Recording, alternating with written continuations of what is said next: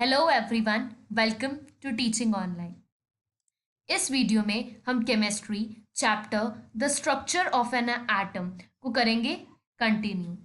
इस वीडियो में हम Rutherford model of an atom को कंटिन्यू करेंगे। तो जैसा कि हम Rutherford model of an atom पढ़ रहे हैं, तो इसमें हम सबसे पहले थोड़ा सा एर्नेस्ट रदरफोर्ड के बारे में देख लेते हैं। यहाँ पे जो चीज़ भी लिखी हुई है वो एग्जैक्ट वही लिखी हुई है जो आपकी एनसीईआरटी बुक में गिवन है। सो 1871 टू 1937 उनकी डेथ बर्थ और डेथ रेट थी। Was born at Spring Grove on 30 August 1871. He was known as the father of nuclear physics. He is famous for his work on the radioactivity and the discovery of the nucleus of an atom with the gold foil experiment. He got the Nobel Prize in the chemistry in 1908.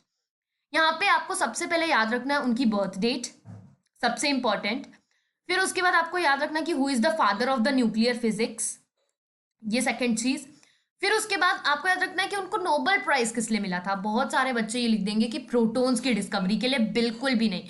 उनको Nobel prize मिला था discovery of nucleus और उनका famous काम के ऊपर, किसके ऊपर, रेडियो एक्टिविटी के ऊपर।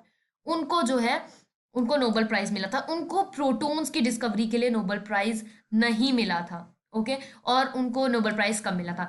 बेसिकली जे थॉमसन में तो कुछ चीज़ें इंपॉर्टेंट नहीं थी लर्न करना, लेकिन इसमें आई थिंक मेरे हिसाब से सब चीज़ इंपॉर्टेंट है लर्न करना।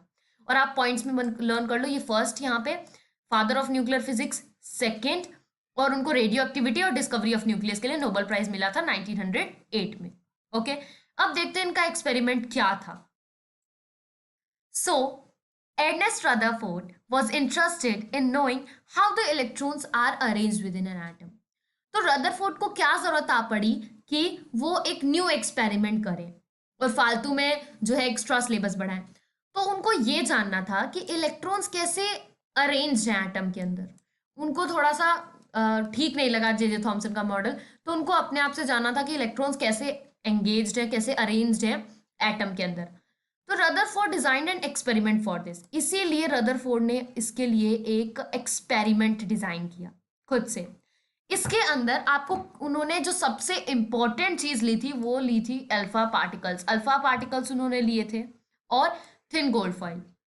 ये थे दो बहुत ही ज्यादा इंपॉर्टेंट चीज इस एक्सपेरिमेंट के, अल्फा पार्टिकल और थिन गोल्ड फॉइल। अब ये थिन गोल्ड फॉइल से नाम पता चल रहा है, थिन का मतलब पतला, गोल्ड का मतलब पता ही है आपको, थिन गोल्ड फॉइल, ठीक है।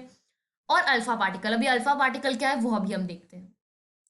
He selected a gold foil because he wanted, सबसे पहले हम यहाँ पे गोल्ड फॉइल की बात कर लेते हैं क्योंकि सबसे इजी है। तो उन्होंने गोल्ड फॉइल इसलिए सेलेक्ट किया क्योंकि वो चाहते थे बहुत ही ज्यादा पतली लेयर, थिन लेयर वो चाहते थे। और जो गोल्ड फॉइल थी वो कितने एटम्स थिक थी, कितने एटम्स मोटी थी, बस 1000 एटम्स। तो ये आ सकता है क्वेश्चन में कि the gold foil was how many atoms thick, तो 1000 एटम। तो इन्होंने इसलिए गोल्ड फॉइल ली। अब आपको इस पॉइंट से आपको याद रहेगा कि उनका जो दो मेन इंपॉर्टेंट चीजें ली थी उन्होंने एक्सपेरिमेंट के लिए, पहली क्या थी, गोल्ड फॉइल थी। गोल्ड फॉइल उन्होंने क्यों ली, क्योंकि वो थिन लेयर चाहते थे, जितनी पॉसिबल हो सके उतनी थिन लेयर, और जो गोल्ड फॉइल थी वो बस 1000 एटम्स ही थिक थी। ओके, अब अल्फा पार्टिकल्स क्या होते हैं। ये है एक पार्टिकल। ये जो पार्टिकल्स होते हैं इन्हें अल्फा पार्टिकल क्यों कहा जाता है। Alpha particles are the doubly charged helium ions. पहली बात तो ये हीलियम के एटम्स होते हैं, और दूसरी बात इनके ऊपर चार्ज होता है, डबल चार्ज होता है, ठीक है, इसलिए इनको आयंस कहा जाता है। ये होते हैं हीलियम आयंस जिनके ऊपर डबल चार्ज होता है। Since they have a mass of 4u, और जैसे हीलियम एटम का 4u मास होता है तो इनका भी 4u मास होता है। The fast moving alpha particle, और ये बहुत फास्ट मूविंग अल्फा पार्टिकल है, ये अपने अंदर एक कंसिडरेबल अमाउंट ऑफ एनर्जी रखते हैं। ओके, तो अल्फा पार्टिकल कुछ भी नहीं है। अल्फा पार्टिकल एक हीलियम आयन है जिसके ऊपर डबल चार्ज है और जिसका मास 4u है। ये एक फास्ट मूविंग अल्फा पार्टिकल होते हैं जिनके अंदर कंसिडरेबल अमाउंट ऑफ, जिनके अंदर एनर्जी प्रेजेंट होती है। Okay, so what is alpha particle. Alpha particles are doubly charge helium ions and they have the mass of 4u.